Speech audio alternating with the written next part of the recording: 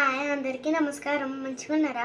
మీరు అందరూ మా వీడియోలు చూస్తున్నారు కానీ ఒక్కళ్ళు కూడా సబ్స్క్రైబ్ చేసుకోర్రి. ఏంది కట్టుకుంటున్నాను చూస్తుర్రా?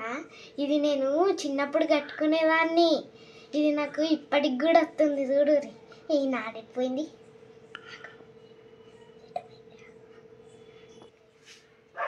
ఇది నేను చిన్నప్పుడు కట్టుకునేదాన్ని. ఎందుకంటే దీనికి ఒక కారణం ఉంది.